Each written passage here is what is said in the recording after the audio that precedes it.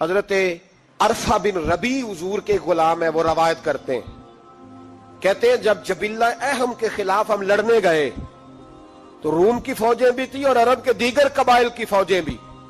کہتے ہیں ہمارے سپہ سالار کا نام حضرت خالد بن ولید تھا، معمولی آدمی نہیں جسے نبی پاک نے فرمایا یہ اللہ کی تلوار ہے.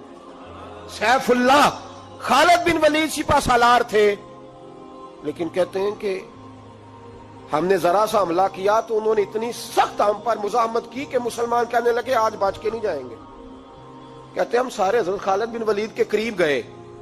یہ کوئی ہم نے نہیں حوالہ لکھا، یہ تاریخ اسلام، ان کو سارے مسالک پڑھتے. کہا حضرت خالد بن ولید سے کہ حضور مسئلہ کیا ہے، کسی جنگ میں پیچھے نہیں اٹھے، آج کیا ہوا؟ جناب خالد بن ولید کہنے لگے میری ٹوپی گھر رہ گئی ہے. میری کوئی نہیں سمجھ آئی آپ کو؟ میری تو نے کہا حضرت صاحب ٹوپی ہم سے لے لیں. کہنے لگے وہ والی نہیں، میرے والی رہ گئی ہے. کہا ٹوپی کا جنگ سے کیا مطلب ہوا، تلوار سے کیا مطلب ہوا؟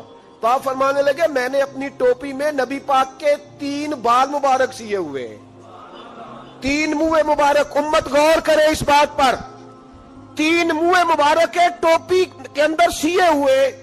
فرمانے لگے تلواریں تو سب کے پاس ہیں، مجھ سے بہادر سیانے بندے بھی ہیں، پر جب میں حضور کے منہ مبارک سر پہ رکھ کے میدان میں نکلتا ہوں تو فرمایا پھر اللہ مجھے ہر میدان میں کامیابیاں عطا فرماتا ہے.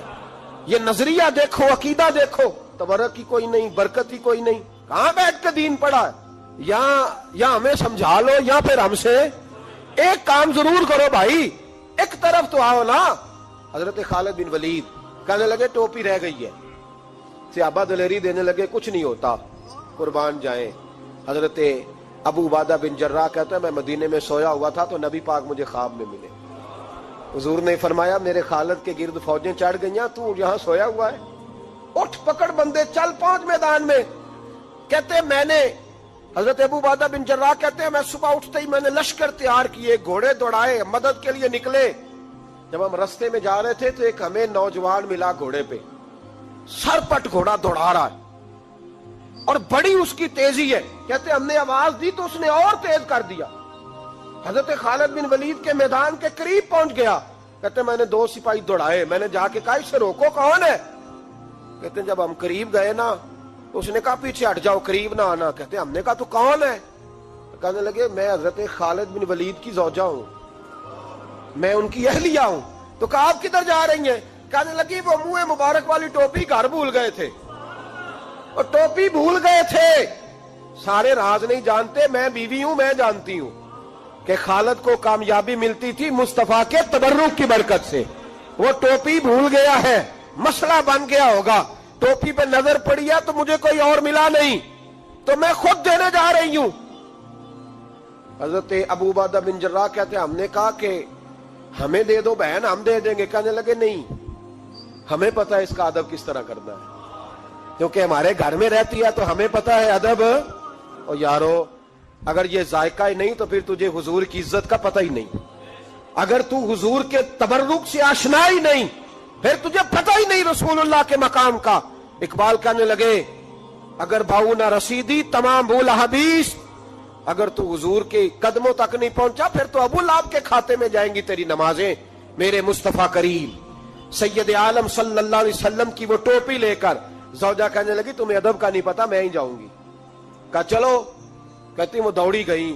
حضرت خالد بن ولید کہتے ہیں اچانک میری نظر پڑی تو کافروں کی فوج تنی ہوئی تھی، وہ ٹوٹنے لگی اور ایک شاہ سوار دوڑا آ رہا ہے. تو میں نے کہا یہ اکیلا جوان صفے کاٹتا آ رہا ہے، ہم لڑ رہے تھے تو یہ فوج ہم پر چڑھ آئی تھی، اکیلا جوان. کہتے ہیں جب وہ جوان قریب آیا تو حضرت خالد بن ولید کہنے لگے جوان تو کون ہے، اکیلے نے سب کھول دی. تو کہتے ہیں زوجہ بول کے کہنے لگی نہیں، مسئلہ جوان کا یا کمزور کا نہیں خالد، مسئلہ یہ ہے کہ ٹوپی آج میرے پاس ہے. مسئلہ یہ ہے کہ ٹوپی آج اصل شے میرے پاس ہے تو اس لیے صفے کاٹتی جا رہی ہوں، ورنہ مجھے تو چھری بڑی مشکل سے چلانی آتی ہے. ٹوپی آج میرے پاس ہے. یہ ہے ارض جنت، یہ طیبہ کی زمین ہے، جنت بھی یہی، مال کے جنت بھی یہی ہے. یہ میرے محبوب پاک کے تبرک کی برکت ہے. حضرت خالد بن ولید رضی اللہ تعالیٰ عنہ کو زوجہ کہنے لگی ٹوپی آ گئی ہے، ٹوپی آئی ہے تو سمجھ لو فتح بھی آ گئی ہے۔ حضرت خالد بن ولید نے ٹوپی پہنی، اتنی دیر میں حضرت ابو عبیدہ بن جراح بھی آ گئے، کہنے لگے تگڑے رہنا، پہنچ گئے ہیں۔ تو حضرت خالد بن ولید کہنے لگے نام بھی پہنچتے تو خیر تھی، اب مصطفیٰ کے بال مبارک پہنچ گئے، اب حضور کے منہ مبارک۔ او بھائیو یہ تبرک حضور جہاں رکے، صحیح بخاری، صحیح بخاری، صحیح بخاری حوالہ میرے ذمے۔ تو مسجد نبی کی دیوار نہیں نہ چومنے دیتا، تو حضرت حلیمہ کے گھر کا بوسہ نہیں نہ لینے دیتا۔ صحیح بخاری۔ حضرت عبداللہ ابن عمر مدینے کے مفتی، جنہیں میرے نبی پاک نے فرمایا راجل صالح، یہ نیک آدمی ہے، وہ جب جاتے تھے نا بیت اللہ شریف مکہ معظمہ، تو وہ جگہ ڈھونڈ ڈھونڈ کے نماز پڑھتے تھے جہاں میرے نبی نے نماز پڑھی ہے۔ سارا بیت اللہ حرم نہیں، لیکن وہ جگہ ڈھونڈ ڈھونڈ کے جہاں میرے رسول نے نماز پڑھی ہے، حضور نے جہاں نماز پڑھی۔ بھائیو اگر حضور علیہ السلام کے قدموں کی مٹی سے پیار ہوگا تبھی تو مصطفیٰ سے ہوگا، لیکن یہاں یہ ظلم ہے امت کے ساتھ، یہ زیادتی ہے۔ میں کہتا ہوں کہ یہاں ہمیں بتاؤ ان حدیثوں کا کیا ترجمہ کریں، قرآن مجید کی ان آیات کا کیا ترجمہ۔ حضرت ام سلمہ حضور کی زوجہ ہیں، بخاری مسلم، ان کے پاس حضور کا ایک بال مبارک تھا، چاندی کی ڈیبیا میں بند کر کے رکھا ہوا تھا۔ جو لا علاج مریض ہوتا وہ حضرت ام سلمہ کے پاس لایا جاتا، وہ کہتی پیالے میں تھوڑا پانی لاؤ، پیالے میں پانی آتا تو وہ منہ مبارک کو پیالے میں ذرا بھگو دیتی، کہتی لو پی لو، اللہ شفا عطا کر دے گا۔ لا علاج۔ حضرت انس بن مالک 10 سال حضور کی نوکری کی۔ لوگ پوچھتے انس کیا کمایا ہے، کہنے لگے جو کمایا ہے وہ صندوق میں بند کر کے رکھا ہے۔ 10 سال نوکری کی نبی پاک، جو کمایا بند کر کے، انتقال کا وقت آیا تو حضرت ثابت بنانی کو بلایا، آپ کے شاگرد تھے، کہنے لگے جب بکسا کھول کے لا، کھول کے لائے تو ایک ڈبیا نکلی، فرمایا اسے بھی کھول، جب اسے بھی کھولا ایک منہ مبارک نکلا۔ کل زندگی کی کمائی، نبی پاک کا اقبال مبارک کا، اس کا کیا کرنا ہے؟ فرمانے لگے جب مر جاؤں نا غسل دے کے تو میری منہ کھول کے زبان کے نیچے رکھ دینا۔ حضور اس کا کیا فائدہ؟ پر میں جب فرشتے حساب لینے آئیں گے من ربو کا بولیں گے، پہلا لفظ کہنے کے لیے منہ کھولوں گا تو سامنے حضور کا منہ مبارک ہوگا۔ پسے مردن فرشتوں نے جو تلاشی لی تو کیا نکلا؟ فقط ایک دل کے گوشے سے خیال مصطفیٰ نکلا۔ اور میرے اعلیٰ حضرت مشورہ دیتے ہیں، کہتے ہیں لحد میں عشق رخ شاہ کا داغ لے کے چلے، ہم نے اندھیری رات سنی تھی چراغ لے کے چلے۔ نبی کریم صلی اللہ تعالی علیہ وآلہ وسلم کو اللہ تعالیٰ نے اپنا آخری اور محبوب پیغمبر بنایا، تو حضور علیہ السلام نے تکمیل انسانیت کے لیے ساری ہدایات اپنے کرم سے اپنی امت کو عطا فرمائی۔ جب ہم یہ لفظ بولتے ہیں نا کہ نبی پاک کی سیرت کامل ہے، مکمل ہے، اکمل ہے، تو یہ ایک بہت بڑی بات ہے، یہ چھوٹی بات نہیں ہے۔ دنیا میں کوئی چیز بھی مکمل نہیں، آپ کروڑوں روپے کا گھر بنا دیں تو محسوس ہوتا ہے کہ کہیں نہ کہیں کوئی کمزوری رہ گئی ہے۔ دنیا میں کوئی چیز مکمل نہیں، اگر کوئی چیز مکمل اور کامل ہے تو وہ رسول پاک کی ذات گرامی ہے۔ اللہ تعالیٰ نے نبی پاک علیہ السلام کو ہر لحاظ سے کامل، مکمل اور اکمل بنایا، ہر لحاظ سے۔ اور نبی پاک علیہ السلام کی سیرت اور صورت کے اندر اللہ تعالیٰ نے ایسی جاذبیت رکھی، ایسی کشش رکھی۔ حضرت عبداللہ ابن عباس رضی اللہ تعالیٰ عنہ فرمایا کرتے ہیں، آپ فرماتے ہیں کہ نبی پاک علیہ السلام کوئی معجزہ نہ بھی دکھاتے، حضور ڈوبے ہوئے سورج کو واپس نہ بھی بلاتے، چاند کے 2 ٹکڑے نہ بھی، درخت سجدے نہ بھی کرتے، کلمہ نہ بھی پڑھتے، تو فرماتے محبوب کا چہرہ ہی ایسا تھا، لوگوں نے دیکھتے جانا تھا اور کلمہ پڑھتے جانا۔ وہ جاذبیت، وہ حسن، وہ رعنائی، وہ چیزیں ایسی ہوتی ہیں جو قابل کشش ہوتی ہیں انسان کے لیے۔ تبھی تقاضا ہوتا ہے بندے کا کہ وہ چیز بندے کو اپنی طرف کھینچتی ہے۔ جتنی قابل کشش چیزیں تھیں صورت اور صورت کے لحاظ سے اللہ نے ساری مدینے والے محبوب کو عطا فرمایا محمد الرسول اللہ صلی اللہ علیہ وسلم، محمد اللہ کے رسول ہیں، محمد اللہ کے رسول، کامل صورت و سیرت کے ساتھ اللہ نے محبوب کو مبعوث فرمایا۔ اب جو نبی پاک علیہ السلام نے تربیت کی بات کی نا، لوگوں کو سمجھانے اور سکھانے کی بات کی، تو ایسا نہیں ہے کہ جو بات اچھی تھی فقط جو اچھی تھی وہ حضور نے کر دیا، ایسا نہیں،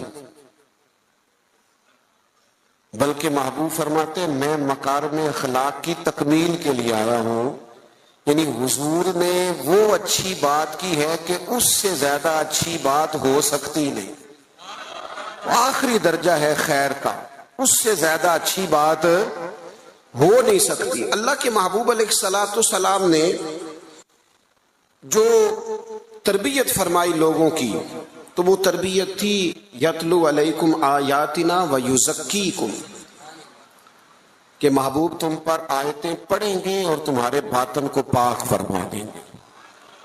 نبی پاک علیہ السلام کے سامنے جو جماعت آئی نا، سب سے پہلے حضور نے جن کی تربیت کی، سب سے پہلے جن لوگوں کو نبی پاک علیہ السلام سے فیض لینے کا اور امت میں بانٹنے کا اللہ تبارک و تعالیٰ نے موقع عطا کیا، وہ نبی پاک کے اہل بیت ہیں اور حضور کے صحابہ کرام ہیں۔ جو دنیا کے بہترین لوگ تھے نا، بہترین عقل و خرد کے لحاظ سے، فہم و فراست کے لحاظ سے، تقوی اور روحانیت کے لحاظ سے جو بہترین لوگ تھے، وہ اللہ تعالیٰ نے اپنے محبوب کی غلامی کے لیے منتخب فرمایا۔ انسانی مزاج اس طرح کا ہے کہ اس میں منفی چیزیں زیادہ آتی ہیں، طبیعت اس طرح کی ہوتی ہے کہ شر کو بعضوں کا دل جلدی قبول کرتا ہی مزاج ہوتا ہے۔ حضور علیہ السلام نے فرمایا اللہ تعالیٰ نے دوزخ کو خواہشات سے ڈھانپ دیا، جو چیزیں دل کو طبیعت کو جلدی اپنی طرف کھینچتی ہیں وہ دوزخ کی طرف لے جاتی ہیں، خواہشات نفسانیہ جو ہوتی ہیں۔ انسان کی طبیعت جلدی مائل ہوتی ہے۔ لوگوں نے جب دیکھا نا کہ ایک بہترین جماعت ہے حضور کے صحابہ اور اہل بیت کی، اور اتنی اعلیٰ جماعت ہے کہ نہ کبھی زمین نے ایسے لوگ دیکھے تھے نہ آسمان نے کبھی ایسے لوگ دیکھے تھے، اور اللہ کے محبوب علیہ السلام کے فیضان نبوت سے یوں اجلے ہوئے ان کے باطن کہ دنیا میں وہ جدھر جدھر بھی گئے نا نور ہی بکھیرتے گئے۔ اب جب لوگوں نے یہ دیکھا نا کہ اتنی اہم جماعت ہے اور اتنا بڑا انقلاب اس نے برپا کر دیا ہے اور اتنی زیادہ انہوں نے اس کے اندر دین کے اندر اور فتوحات کے اندر اضافہ کر دیا، اب شر پھیلانا تو بڑا ضروری ہوتا ہے۔ آپ اگر تھوڑی دیر زیادہ تسلی سے میری بات پر غور کریں تو جب بھی کوئی عالم دین آپ کو کوئی بات سنائے گا یا لکھے، نہیں کہتا کہ ڈائریکٹ حضور سے سنا ہے، وہ کہتے ہیں حضرت ابو ہریرہ سے روایت ہے، حضرت ابو دردہ سے روایت ہے، حضرت عبداللہ ابن مسعود فرماتے ہیں، سیدہ عائشہ صدیقہ فرماتی ہیں، وہ کسی نہ کسی صحابی کا نام لے کے روایت بیان کرے گا۔ آپ کو سمجھ آ رہی ہے میری بات کی؟ دنیا کے اندر سب سے زیادہ محبوب علیہ السلام کے ارشادات موجود ہیں، فرامین موجود ہیں، اور وہ امت پر احسان کیا ہے نبی پاک کے صحابہ نے۔ اب لوگوں نے یہ کیا کہ وہ ڈائریکٹ تو دین کو مشکوک نہیں کر سکتے تھے، انہوں نے اس طرح کیا کہ جو دین کو روایت کرنے والے تھے نا، جو دین کو آگے بیان کرنے والے تھے، ان لوگوں کو مشکوک کرنا شروع کر دیا۔ جب کسی بندے کی شخصیت مشکوک ہو جاتی ہے تو اس کی بات کیسے معتبر رہے گی؟ لوگوں نے چال یہ چلی، زیادتی یہ کی دین کے ساتھ کہ صحابہ اور اہل بیت کی لڑائیاں ثابت کرنی شروع کر دی، معاذ اللہ عداوتیں ثابت کرنی شروع کر دی، اور ان لوگوں کو مشکوک کرنا شروع کر دیا، تاکہ اب ظاہر ہے جب ایک شخص ہی مشکوک ہو جائے گا تو اس کی بیان کردہ بات کیسے ٹھیک رہے گی۔ تو جب آپ صحابہ اور اہل بیت کے تعلق سے کسی تشکیک کا شکار ہوتے ہیں تو جتنا دین وہ لائے، قرآن مجید کو جمع کرنا شروع کیا تھا حضرت صدیق اکبر نے، اور اس میں بھرپور کردار ادا کیا سیدنا عثمان غنی نے. تو جب آپ ان لوگوں کو ہی مشکوک کر دیں گے تو جو کام انہوں نے کیے وہ کیسے معتبر رہیں گے؟ خدا را دین کو سمجھنا، بات کو سمجھنا. اولین جماعت کے خلاف یہ سازش کی گئی. لوگ تاریخ کی کتابیں کھول کھول کے سامنے رکھتے ہیں اور لوگ جانے کیا کیا لے کے آتے ہیں. میں نے تو اللہ کا قرآن پڑھا ہے. رب قرآن مجید میں فرماتا ہے محمد الرسول اللہ والذین معہ اشداء علی الکفار. فرمایا محمد صلی اللہ تعالی علیہ وسلم اللہ کے رسول ہیں اور ان کے جو ساتھ لوگ ہیں وہ کافروں پر سخت ہیں. رحماء بینہم، آپس میں تو بڑے رحم دل ہیں. تو اللہ کا قرآن کہہ رہا ہے وہ آپس میں رحم دل ہیں، وہ آپس میں پیار کرنے والے ہیں، وہ ایک دوسرے کا احترام. اللہ کا قرآن کہتا ہے رحماء بینہم. میرا خیال ہے جب قرآن کی آیت سامنے آ جائے تو پھر تاریخ کی کتاب کی تو ضرورت نہیں رہتی، پھر تاریخی حوالوں میں الجھنے کی حاجت. اللہ نے کہہ دیا رحماء بینہم، وہ آپس میں مہربان ہیں. ہو ہلکا یاراں تو بریشم کی طرح نرم. رزم حق و باطل ہو تو فولاد ہے مومن. مومن تو آپس میں رحم دل ہوتے ہیں، ایک وجود کی طرح ہوتے ہیں. علامہ اسماعیل لکی رحمت اللہ نے لکھا ہے ایک مقام پہ نا تمام صحابہ بیٹھے تھے. ہمارا ایک مزاج ہوتا ہے کہ ہم عزتیں نہیں دیتے، طبیعت ہوتی ہے. اور کچھ لوگ ایسے ہوتے ہیں جنہوں نے طے کر لیا ہوتا ہے کہ مجھے عزت ملنی ضرور چاہیے. یہ بہت بڑا مشکل کام ہے. بہت سارے لوگ خود اپنے لیے پروٹوکول کا اہتمام کر لیتے ہیں، وہ زیادہ نقصان کا باعث ہوتا ہے. کوئی سیاسی سماجی فلاحی بڑا آدمی آ جائے نا کبھی محفل میں تو وہ گردن اونچی کر کر کے دکھاتا ہے پیچھے کہ لو میں آ بھی گیا ہوں اور نقیب صاحب نے میرا نام ہی نہیں لیا. بہت سارے بندوں کی تعریف نہ کرو تو نیند نہیں آتی بیچاروں. یہ ابھی ہم آ رہے تھے نا، ہم نے اپنے میزبان کو ٹیلی فون کر کے کہا کہ مہربانی کرنا کسی استقبال کا اہتمام نہ کرنا. فقیروں اور وزیروں میں کوئی تو فرق رہنا چاہیے، کوئی تو فرق رہ جائے. یہ پہلے کہا، آنے سے پہلے کہا، پوچھ سکتے ہیں. اور میں آ رہا تھا تو ایک سنگی جو ہیں وہ جلدی سے گرنے لگے پیروں میں. میں آپ کو ذمہ داری سے کہتا ہوں آپ ہماری بات مانیں، جو کہہ رہے ہیں تو پھر ہمارا فائدہ ہے، ورنہ پیروں کی کیا بات ہے. میرے جیسے تو گناہگار کے ہاتھ چومنے سے بھی آپ کو کچھ نہیں ملے گا، کوئی فائدہ نہیں. مان نام کے من دان، یہ تو مجھے آپ نے کرسی پہ بٹھا دیا ہے، ورنہ تو پتہ سارا ہے سردار نو کیتیاں دا ادا پردہ چپائے ہی پلا ہو سی. آپ میں سینکڑوں لوگ ایسے ہیں جو مجھ سے 1000 درجے اعلیٰ ہیں. اس لیے کچھ چیزوں سے باہر آ جاؤ، زندگی کو اس کے اصل حسن کے ساتھ جینا شروع کرو، پھر مزہ آئے گا. کیوں؟ اس لیے کہ میرے کریم محبوب نے فرمایا تو رب کی رضا کے لیے جھک جا، اللہ تجھے عزتیں عطا فرما دے گا، اللہ تجھے وقار عطا کرے گا. تو جھک جا اللہ کی رضا. ان چیزوں سے باہر آ جائیں. جو بات عرض کرنے جا رہا تھا، ہم عزت نہیں دیتے. قابل عزت آدمی کو ہمیشہ عزت دیں. اچھا، اس کے دل میں نہیں ہونا چاہیے. سیاستہ میں حدیث موجود ہے، نبی پاک علیہ السلام نے فرمایا جس بندے کی خواہش ہو نا لوگ مجھے اٹھ کے ملے، وہ جہنمی ہے. اس کے دل میں خواہش پیدا ہو جائے کہ لوگ کھڑے ہو کے مجھے ملیں، یہ آپ کو سیاستہ میں حدیث ملے گی. لیکن جو قابل عزت ہو اسے عزت دینی چاہیے. اور میں بڑے زمانے سے کہہ رہا ہوں کسی کو عزت ہمیشہ وہ دیتا ہے جو خود صاحب عزت ہوتا ہے. وہ صاحب عزت لوگ عزت والوں کو عزت دیتے ہیں. بات کی سمجھ آ رہی ہے آپ حضرات؟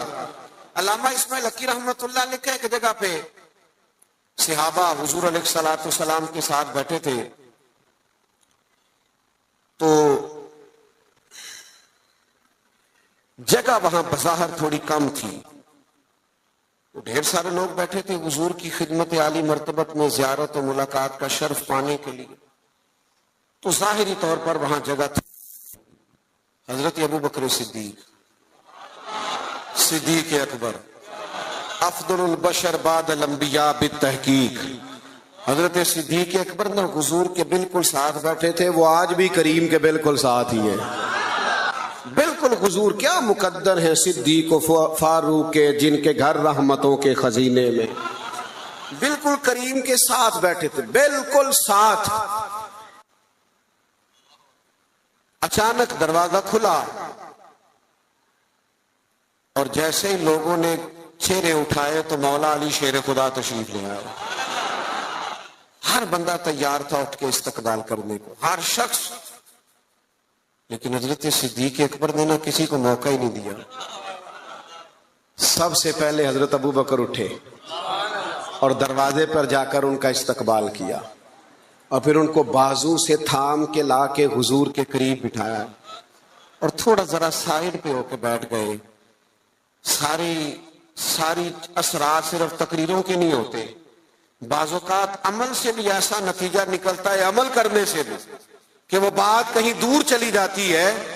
حضرت سیدنا صدیق اکبر اٹھے، بازو تھاما، لا کے مولا کائنات کو حضور کے قریب بٹھایا۔ کسی نے تبصرہ نہیں کیا، محفل کا رنگ ہی بدل گیا، لوگوں کے ذہنوں میں تصور بدل گئے۔ جب کیفیت اور ہو گئی تو اور کیا تبصرہ کوئی کرتا۔ میرے کریم بولے اور حضور فرمانے لگے، دیکھا تم نے میرے ابو بکر نے کیا کیا ہے؟ تم نے غور کیا میرے صدیق نے کیا کیا ہے؟ پھر حضور فرمانے لگے، عزت والا ہی کسی کی عزت کو پہچانا کرتا ہے۔ اہل فضل، ہمیشہ ہمارا نا دور آ گیا ہے حقوق مانگنے کا، ہر آدمی حقوق مانگ رہا، اور ہر محکمے کے الگ الگ حقوق ہیں، اور ہر بندہ شکوہ کر رہا۔ کئی دفعہ مجھے کمزور لگتے ہیں وہ لوگ جو اس طرح شکوے کرتے ہیں۔ ایک جگہ میں دستار فضیلت کے اجتماع میں حاضر تھا تو وہاں ایک صاحب نے بڑے درد سے بات کی کہ لوگ علماء طلباء کی عزت نہیں کرتے، وہ وقار نہیں دیتے۔ میں نے کہا ٹھیک ہے، آپ کی بات بڑی حد تک یہ مسئلہ ٹھیک ہے، لیکن اس کا اظہار کبھی بھی کمزوری کے ساتھ نہ کریں، کبھی سہم کے ڈر کے پیچھے ہٹ کے یہ بات نہ کریں۔ آپ کو کیا ضرورت پڑی ہے اتنا جھوک کے یہ بات کرنے کی؟ آپ تو وہ جماعت ہیں، طالب علم علماء تو وہ جماعت ہے کہ یہ پہلے دن گھر سے نکلتا ہے، ابھی اس نے ایک سپارہ بھی نہیں پڑھا، الف با تا سا بھی نہیں پڑھا، ابھی گھر سے نکلا ہے کہ اللہ کے فرشتوں نے اس کے پیروں کے نیچے بھی دیے۔ تو رب رسول کی بارگاہ سے اتنا احساس مل رہا ہے تو ادھر ادھر کیوں دیکھتا ہے؟ یہ کچی بات ہے، کمزور مزدور آدمی نا، کئی دفعہ بعض لوگ ملنے آتے ہیں تو کہتے ہیں آپ کیا کام کرتے ہیں؟ کہتے ہیں جی حضرت صاحب، پیر صاحب، میں نا جی مزدور ہوں۔ میں کہتا ہوں یہ آپ نے جھک جھک کے بات کیوں کی؟ سر جھکا کے آپ نے بات کی میں مزدور ہوں، اس کا کیا معنی ہوا؟ سر جھکا کے وہ بات کرے جس نے کرپشن کی ہے، جس نے مال لوٹا ہے، جو کسی کے پیسوں پہ پلتا ہے۔ تو محنت کر کے دو ہاتھوں سے کما کے کھاتا ہے، تو سار اٹھا کے جیا کر۔ اللہ کے محبوب علیہ الصلوۃ والسلام نے فرمایا سب سے بہترین روزی وہ ہے جو بندہ اپنے دو ہاتھوں سے محنت کر کے کما کے کھاتا ہے۔ اور ساتھ مثال دی حضور نے فرمایا حضرت داؤد علیہ السلام اپنے ہاتھوں سے محنت کر کے کما کے کھایا کرتے۔ گردن کو جھکا دیتا ہے خیرات کا پتھر، جہاں میں مانگنے والوں کے سر کبھی اونچے نہیں ہوتے۔ تو صحابہ کرام علیہم رضوان کا یہ مزاج رہا کہ آپس میں ایک دوسرے کو عزت دے۔ دوسری بات یہ تھی کہ ان کی زندگیوں میں جو پہلو آپ کو بڑا غالب نظر آئے گا نا، وہ پہلو ہے ان کے مزاجوں کی طبی سادگی۔ سادہ طرز زندگی نا آسان بڑا ہوتا ہے، اور یہ جو طرز زندگی ہوتا ہے نا تھوڑا سا دنیا سے ہٹ کے، یہ مشکل ہوتا ہے۔ یعنی جو بندہ ابھی آ گیا نا چارہ کاٹتا ہوا وضو کر کے چینج کر کے مسجد میں، وہ جہاں بھی جگہ مل جائے خیر ہے، اسے ٹینشن کوئی نہیں۔ اور جس بچے نے 4-5 ہزار دے کے بال سیدھے کرائے ہوئے نا، وہ پریشان بھی بڑا ہے کہ میں نے اتنا خرچہ کر دیا، کوئی دیکھ ہی نہیں رہا میری طرف۔ یہ سادہ طرز زندگی بڑا آسان ہوتا ہے، بڑا۔ حضرت مولا علی شیر خدا رضی اللہ تعالیٰ عنہ کوفے کی جامع مسجد کے باہر کھڑے ہو کے فرما رہے، یہ حقیقتیں آپ کو پتہ ہے مسائل کتنے بڑھ گئے ہیں ملک کے اندر۔ غریبی کتنی جڑیں پکڑ کے لوگ پیٹرول پہ بحث کرتے ہیں. پیٹرول پہ بحث وہ لوگ کرتے ہیں جن کی گاڑیاں بڑی ہیں. بڑے لوگ بڑی گاڑیوں والے وہ پیٹرول پہ بحث کرتے ہیں. چھوٹا غریب آدمی پیٹرول پہ بحث نہیں کرتا, اس کا پیٹرول سے لینا دینا کچھ نہیں. وہ تو اس بات پہ بحث کرتا ہے کہ یار بس کا کرایہ فی سواری 5 روپے بڑھ گیا ہے, روز دکان پہ جانا ہوتا ہے. اس کا تعلق اور چیز سے ہے. اللہ کرے آپ کو سمجھ آئے میری بات. یہ 15-20% طبقہ ہوتا ہے جو بڑی بڑی باتیں کرتا ہے اکانومی کی اور فلاں فلاں فلاں. آپ لمبی بات کر رہے ہیں. یہاں تو مسئلہ اس بندے کا ہے جس نے صبح روز 25 روپے جانے کے دینے ہیں, 25 روپے اس پر بوجھ پڑتا ہے, اس کا بجٹ متاثر ہوتا ہے, اس کو دشواری ہوتی ہے. تکلیف اس گھر میں ہوتی ہے جس میں رات کو بیوی اپنے شوہر سے کہتی ہے کہ میرا دل نہیں کرتا آپ کو تکلیف دوں, اور صبح جب بچوں نے جانا ہے نا اسکول, کالج, مدرسہ, تو ان کے پراٹھے پکانے کے لیے گھی کوئی نہیں میرے پاس. تو مہربانی سب روگاں دا روگ محمد جس کا نام غریبی, کنڈ ولا کے لنگ جاندے نہیں دوست یار قریبی. یہ سب سے بڑا دکھ ہے. اس ملک میں یہ کس طرح آسان ہو سکتا ہے جب ملک کے اندر سادہ طرز زندگی کو فروغ دیا جائے. سادہ طرز زندگی.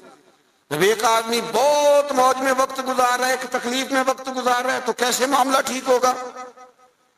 حضرت مولا علی شیر خدا کرم اللہ تعالی وجہہ الکریم کوفہ مسجد کے باہر کھڑے تھے اس حال میں کہ وہ امیر المومنین ہیں, اور ہاتھ میں زرہ پکڑی تھی. اور یہ بات وہ کسی مظلومانہ انداز میں نہیں کر رہے تھے, کسی پریشانی کے عالم میں نہیں کر رہے تھے. جیسے بندہ غریب ہو تو اس کی آنکھوں سے غربت چھلکتی ہے, معاذ اللہ یہ رنگ نہیں تھا. بلکہ وہ باہر کھڑے ہیں اور بڑے وقار کے ساتھ کہہ رہے ہیں یار یہ میری زرہ کو بندہ خرید لے, میرا طعم زیادہ پرانا ہو گیا ہے, اگر نئے خریدنے کے پیسے ہوتے تو میں زرہ نہ بیچتا. یہ کو بندہ لے لے مجھ سے, یہ لے لے. سادہ طرز زندگی, یہ سمجھے, یہ صحابہ اور اہل بیت کی شان ہے. آپ کو پتہ ہے نبی پاک علیہ السلام نے اپنی اولاد کے لیے دعا مانگی ہے, اے اللہ میری اولاد کو نا بقدر ضرورت روزی دینا. اور حضور دعا مانگتے تھے اے اللہ ایک دن پیٹ بھر کے روٹی دینا اور ایک دن کا فاقہ دینا. ایک دن کا فاقہ بھی حضور نے مانگا ہے. میرا میٹھا کھانا ہی سنت نہیں, فاقہ کرنا بھی سنت ہے. اس پر بھی توجہ کریں. یہ بھی حضور نے دعا مانگی, یہ بھی مانگ کے دیکھے کوئی اپنے لیے, یہ بھی حضور نے مانگی.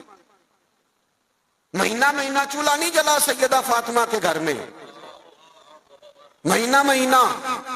یہ ہمارے بچے نہیں میدانوں میں جہاد کر سکتے.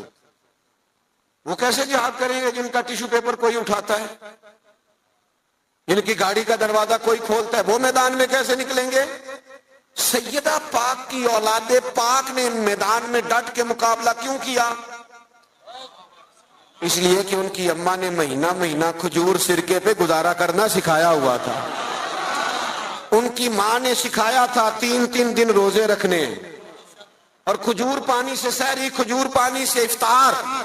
جب گھر کے اندر یہ سادگی کا حسن ہونا تو پھر بچوں کو مشکل نہیں ہوتی میدانوں میں کھڑا ہونے, پھر وہ طاقتور ہوتے, اعصابی طور پر مضبوط ہوتے. ہم نے دولت جمع کرنے کے نام پر اپنی اولادوں کو کمزور کر دیا ان لوگوں کے مزاج میں. اور یہی منہج صحابہ کا ہے. حضرت عمر فاروق رضی اللہ تعالیٰ کو بندہ ملنے آ جاتا تھا نا کبھی, تو پوچھتا تھا تمہارے بادشاہ کا محل کہاں ہے؟ تو صحابہ فرماتے تھے ان کا محل کوئی نہیں, وہ یہیں تھے, کبھی مسجد میں مل جائیں گے. اور جا کے پوچھتے تھے جناب امیر المومنین کہاں ہیں؟ تو مسجد والے کہتے تھے یہیں تھے, کہیں باہر نکل گئے. باہر نکل کے پوچھا حضرت عمر کہاں ہیں؟ تو انہوں نے کہا وہ باغ ہے نا فلانا, اس باغ کی. تو اس نے کہا حد ہو گئی ہے, ہمارا تو بادشاہ گلی میں نظر آ جائے تو پورے علاقے کو پتہ چل جاتا ہے بادشاہ سلامت آ گئے. اور یہاں عجیب منظر ہے کہ امیر المومنین اور 22-24 لاکھ مربع میل کی حکومت, یہ سادہ طرز زندگی اسی کسے دے کچھ بھی نہیں لگتے. نہ کوئی ساڈا دردی تے نالے اٹھ بلیا چل اوتھے بسیے جتھے نہیں سنے, نہ کوئی ساڈی ذات پچھانے نہ کوئی سانو منے. یہ طرز زندگی، یہ انداز تکلم. حضرت سیدنا فاروق اعظم ادھر گئے ہیں ایک دفعہ نا، تمام صحابہ نے یہ ذرا اس کا مزہ لے کے دیکھیں، اس کا بڑا مزہ ہے. میں کئی دفعہ دوستوں سے کہتا ہوں روب کپڑوں کا نہیں ہوتا، روب کردار کا ہوتا ہے. ہاں کسی آدمی کا 6 کروڑ کا مکان ہو نا، بڑی سوسائٹی میں بڑی کوٹھی، تو پیسہ کرپشن کا ہو تو لوگ دروازے پہ کھڑے ہو کے کہہ دیتے ہیں 2 نمبر مال ہے. اور بندہ ٹوٹی ہوئی موٹر سائیکل پہ آئے، چھوٹا سا آفیسر ہو، چھوٹا سا ملازم، اور جس کرسی میز پہ بیٹھے وہ بھی ٹوٹے ہوئے ہو، تو اس کے باہر دفتر کے دروازے پہ بڑے بڑے وزیر سفیر کھڑے ہو کے کہہ رہے ہوتے ہیں یار بندہ بڑا کھڑا ہے، نہ سفارش نہ جائے سنتا ہے، نہ رشوت لیتا ہے. اس کا مطلب ہے روب کپڑوں کا. ہمارے بزرگ تھے نا گجرانوالہ میں، حاجی ابو داؤد محمد صادق صاحب رحمت اللہ علیہ، ہم بڑے بڑے لوگوں کو دیکھتے تھے، وہ حضرت سے ملنے کے لیے آتے تو کوشش کرتے پہلے کبھی امامہ باندھ لینا، اگر کوئی گھڑی چین والی ہے تو اتار لینا. اتنی بڑی پجاروں سے بندہ اترا ہے لیکن اپنا لباس ٹھیک کر رہا ہے. اور اپنا اس شخص کا حال یہ تھا، زندگی ساری رکشے میں سفر کیا، مکان مسجد کا، اسی میں زندگی بتا دی. کسی نے 1000 پہ نظر پیش کی تو کہنے لگے میرا تو اتنا خرچہ ہی نہیں، مجھے 50 دے جا گزارا چل جائے گا، تو غریب آدمی ہے، تو لے جا اپنے گھر میں کام کاج چلا. الہی یہ تیرے سادہ دل بندے کدھر جائیں. او عزیز دوست، سادہ طرز زندگی، سادہ، یہ شان ہے صحابہ اور اہل بیت کی. اپنی زندگیوں میں نا یہ اعلیٰ کھانا کھا کے نا، روز مرغن غذائیں کھا کے پھر دوائیاں بھی کھانی پڑتی ہیں. سادی روٹی کھائیں نا. میں نے اپنے ابا جی سے ایک دن پوچھا، میں نے کہا کھانے میں کیا پسند ہے؟ کہنے لگے پتر جے بھوک لگی ہوئے تے اچار دا بھی بڑا ہی مزہ ہے تے چٹنی دا بھی بڑا ہی سواد ہے، تے جے نہ لگی ہوئے تے پھر نخرے، یہ نہیں کھانا یہ نہیں کھانا. بھوک لگ جائے تو پھر سارا کچھ کھانے میں مزہ آتا ہے. حضرت عمر فاروق کو نا میٹنگ کر کے صحابہ نے میٹنگ کر کے کہا، باقاعدہ میٹنگ ہوئی کہ جناب عمر سے کہنا ہے حضرت صدیق اکبر رضی اللہ تعالیٰ عنہ کے دور مبارک تک اتنی وسعت نہیں تھی، اب تو اللہ نے بڑی وسعت کر دی ہے، آپ کو بھی مال غنیمت میں بڑا حصہ ملتا ہے. اور اپنی جگہ حضور کا فرمان میں بالکل درست موجود ہے کہ اللہ نعمت دے تو اثر دیکھنا پسند کرتا ہے. آپ کا کرتا کوئی پرانا پھٹا ہوا، اتنے پیبند ہیں کہ اب پیبند لگنے کی بھی جگہ نہیں. عمر سے کہنا کرتا نیا لے لیں. سب نے کہا بالکل کہنا چاہیے یار، بڑے بڑے وزیر ملنے آتے ہیں، بڑے بڑے ملکوں کے سفیر آتے ہیں، تو عمر سے کہنا ہے. سب کہنے لگے کہنا چاہیے کہنا چاہیے. ایک صحابی بولنے کہنے لگے چلو پھر اس بندے کا نام بھی بتاؤ جو عمر سے بات کرے گا. بندہ ایک چنو نا جو سیدنا عمر سے، ان کے روب کے سامنے کوئی بات کرے گا. ایک صحابی کہنے لگے ہے نا ایک بندہ جن کی بات نہیں ٹالیں گے. کہا وہ کون ہے؟ کہنے لگے مولا علی شیر خدا، ان کی بات نہیں ٹالی جائے. حضرت علی سے گزارش کی آپ مہربانی کریں. حضرت عمر سے کہیں. جناب علی کہنے لگے بات تمہاری ٹھیک ہے، کرتا نیا لینا بھی چاہیے اور اللہ نعمت دے تو اثر دیکھنا پسند کرتا ہے، اور عمر سے کہنا بھی چاہیے، اور یہ بھی ٹھیک ہے، میں کہوں گا تو عمر مان لیں گے. لیکن چونکہ میں ہمراز ہوں، میں طبیعت جانتا ہوں، میں کہوں گا تو مان لیں گے، پر یہ والی بات میں نے بھی کوئی نہیں کرنی. کوئی اور کہو تو کرا دیتا ہوں، یہ والی نہیں میں نے کرنی. ہاں پھر کوئی رستہ ہی بتا دیں. تو حضرت علی کے پاس رستے تو سارے ہیں نا، جانتے تو سارے ہیں نا. وہ باب مدینۃ العلم ہے. حضرت مولا علی کہنے لگے رستہ ہے نا، سیدہ عائشہ صدیقہ وہ ماں ہے نا مومنوں کی، تو ماں کی بات ٹالی نہیں جا سکتی. ماں تو ماں ہوتی ہے. سیدہ عائشہ صدیقہ رضی اللہ تعالیٰ عنہ سے کہا آپ کہیے. تو سیدہ فرمانے لگی ٹھیک ہے. فوراً حکم دیا جناب عمر آئیں. انہوں نے بھی چند منٹ بھی نہیں لیے، فوراً حاضر ہوئے. ہر جگہ پہ نا بحث نہیں کرنی چاہیے، کچھ جگہ غلامی بھی کرنی چاہیے، چپ کر کے بھی مان لینی چاہیے. سانو قید سجن دا گہنا ہے، وہ جنج رکھے اونج رہنا ہے، کبھی مان لینا چاہیے چپ کر. حضرت عمر دوڑے گئے، اماں جی میں حاضر ہوں. کہا امیر المومنین نے ایک بات کر لی، آپ حکم کریں. فرمانے لگی لوگوں کا خیال ہے کہ بڑے لوگوں کو آپ سے ملنا ہوتا ہے، اور آپ کا کرتا وہی پرانا اللہ نے وسعت دی ہے مسلمانوں کو، آپ کے حصے میں بھی مال غنیمت میں سے حصہ آتا ہے، پر آپ گھر سے نکلتے ہیں اور مسجد سے نکلتے ہیں اور گھر جانے تک سارا تقسیم کر دیتے ہیں۔ ایک کرتا لے لے، کیا حرج ہے؟ کوئی بات نہیں، کوئی تفصیل نہیں، کچھ نہیں۔ حضرت عمر چپ کر گئے، کہنے لگے اماں جی آپ کا حکم آ گیا، شام سے پہلے پہلے لے لوں گا۔ ہاں ہاں، سانو قید سجن دا کہنا ہے، وہ جنج رکھے ایسا اونج رہنا، یہ حضور کی نسبت ہے، اس کا اکرام ہے۔ میں شام سے پہلے لے لوں گا، لیکن اگر آپ اجازت دیں تو ایک بات کر لوں چھوٹی سی۔ سیدہ کہنے لگی عمر کر لے، تو جناب عمر بات کرنے سے پہلے رو پڑے، کہنے لگے اماں جی یہ جو کرتا میں نے پہنا ہے نا، میں حضور کے زمانے میں بھی اسی طرح رہتا تھا۔ ابو بکر صدیق جب مجھے مشوروں کے لیے بلاتے تھے تو اسی طرح پیبند والے کرتوں میں جایا کرتا تھا۔ آپ حکم کریں گی تو شام سے پہلے پہلے لے لوں گا، لیکن میں اسی طرح رہتا تھا، اور اس طرز زندگی میں مجھے قرار ہے۔ تھوڑی دیر سناٹا چھا گیا، جواب کوئی نہ آیا۔ جب جناب عمر نے توجہ کی تو سیدہ عائشہ کے رونے کی آواز آ رہی۔ تھوڑی دیر کے بعد فرمانے لگی عمر جو صحابہ نے کہا وہ بھی ٹھیک تھا، لیکن جو آپ کہہ رہے ہیں وہ تو بالکل ہی ٹھیک ہے۔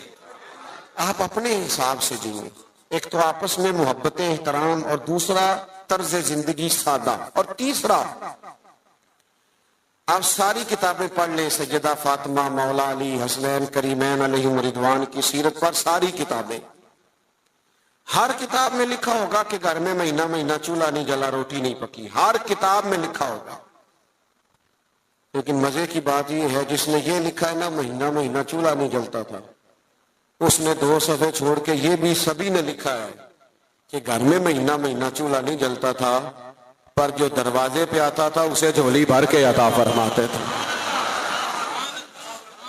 مالا والے سخی نہیں ہوں گے کہ سخیاں کل مال نہیں ہوں گا، مالا والے سارے نہیں، کچھ ہوتے بھی ہیں، اللہ ماشاءاللہ، مالا والے سخی نہیں ہوں گے، سخیاں کل مال نہیں ہوں گا، ہاں ایتھے اوتھے دومی جانی سخی کنگال نہیں ہوں گا۔ یہ بھی بات پکی ہے، یعنی غریبی میں سخاوت، وہ ہمارے ہاں ہم نے یہ سمجھا ہے کہ سخاوت کروڑوں اربوں سے ہوگی، لاکھ آئیں گے تو سخاوت ہوگی، یہ ہم نے سمجھ لیا ہے۔ حالانکہ نبی پاک علیہ السلام نے تو یہاں سے سخاوت شروع فرمائی ہے۔ حضور فرماتے ہیں کہ گوشت پکاؤ نا تو شوربہ زیادہ کر لیا کرو، اور اپنے پڑوسی کو بھی سالن میں شامل کرو۔ یہاں سے سخاوت شروع کی، یہاں سے حضور، یہاں سے۔ آپ غور کریں صحابہ اور اہل بیت کی زندگیوں پر کہ ان کا طرز زندگی سخاوت کے معاملے میں کیا ہے۔ بڑا کم ہوتا ہے سگے بھائی کو لوگ دینے میں کتراتے، لیکن جب ہجرت کر کے مہاجرین مدینے آئے تھے نا تو انصار نے چلتے کاروبار آدھے آدھے دے دیے تھے۔ یہ باتیں کرنی آسان ہے، لیکن کسی کو اپنا گھر، اپنے بچوں میں لوگ گھر تقسیم کرتے ہیں نا، دیوار میں دیوار نکلتی ہے تو روتے ہیں میرا گھر بٹ گیا ہے، اپنے بچوں میں بانٹتے وقت لوگ رو پڑتے ہیں۔ میرے دوستوں صحابہ نے تو آپس میں بانٹ دیا۔ میں بس بات ختم کرنے لگا ہوں۔ امام حسین رضی اللہ تعالیٰ عنہ گھر میں تھے، دروازے پہ دستک ہوئی، آپ نے صاحبزادے سے کہا دیکھنا کون ہے؟ عرض گزار ہوئے حضور ایک بھکاری ہے، فقیر ہے، مانگنے والا آیا۔ 600 یا 800 دینار پڑے تھے گھر میں۔ ہم نہ مانگنے والے کے لیے وہ نوٹ رکھا ہوتا ہے ہم نے جو بچہ بھی کوئی نہیں لیتا، ایک مانگنے والے کے لیے، ایک مسجد کی ٹوپی میں ڈالنے کے لیے، سب سے چھوٹا رکھا ہوتا ہے۔ کہا حضور وہ آیا ہے، تو 600 یا 800 دینار پڑے تھے۔ امام حسین اٹھ کے باہر تشریف لے گئے، وہ سارے کے سارے دینار فقیر کی جھولی میں ڈالے اور ڈھال کے فرمانے لگے پتہ نہیں تھا آپ نے آنا ہے، ورنہ میں کو بندوبست کر کے رکھتا ہے۔ یہ دیکھو خود بھیک دے خود ہی کہیں منگتے کا بھلا ہے، منگتے کا۔ ایک تو ان کا احترام تھا آپس میں، ایک یہ کہ انہوں نے طرز زندگی سادہ، یہ جو فقیری ہے نا، یہ حضور کی مجبوری نہیں، یہ نبی پاک کی پسند ہے. فقر اختیاری ہے رسول پاک کا، حضور کی پسند ہے سادہ رہ. اور تیسری بات یہ کہ سخاوت کرنا، دوسروں کا خیال رکھنا. ایک بات سن لیں اور میں اپنی بات کو ختم کروں. 9-10 محرم کی درمیانی رات تھی. عمر ابن سعد نے آ کے امام علی مقام سے کہا، دو ہی باتیں ہیں، یا بیعت یزید کریں یا صبح جنگ کے لیے تیار ہو جائیں. تو امام فرمانے لگے ایک رات ٹھہر جاؤ، صبح بتا دوں گا. وہ چلا گیا، اس نے کہا ٹھیک ہے. حضرت عباس آئے. حضرت عباس رضی اللہ تعالیٰ عنہ عرض گزار ہوئے، بھائی جان میرے آقا، فیصلہ آپ کا مجھے پتا ہے صبح کیا ہونا ہے. فیصلہ ابھی بھی یہی ہے اور صبح بھی یہی ہے کہ آپ نے بیعت تو کرنی نہیں، ہونی تو جنگ ہے. تو آپ ایک رات کا آپ نے کہہ دیا، یہ عجیب سے لوگ ہیں، پتہ نہیں کیا سوچیں گے. تو امام حسین فرمانے لگے، عباس تیرا کیا خیال ہے؟ میں نے سوچنے کے لیے ٹائم لیا ہے. کہ حضور پھر کس لیے لیا ہے؟ فرمانے لگے عباس، یہ جملہ یاد رکھنا. کہنے لگے عباس تجھے پتا ہے نا کہ حسین کو سجدوں سے بڑا پیار ہے، سجدوں سے پیار ہے. پر میں ایک رات اس لیے لی ہے کہ ذرا رج رج کے اپنے رب کو سجدہ تو کر لوں. تو 4 باتیں آج کی نشست میں. ایک تو ان کا احترام، قرآن نے کہہ دیا رحماء بینہم. اور دوسری بات یہ کہ ان سے زندگی گزارنا سیکھیں، سادہ ہو جائیں. اور تیسری بات یہ کہ اپنے بھائیوں کا یہ غریب جو ہوتے ہیں نا، یہ سیانے نہیں ہوتے، کیونکہ سیانے ہونے کے لیے بھی پیسوں کی ضرورت ہوتی ہے. جدے گھر دانے وہ دے، غریب سیانے نہیں ہوتے. اس لیے غریبوں کے لوگ شکوے بھی زیادہ کرتے ہیں. سیانے کیوں نہیں ہوتے؟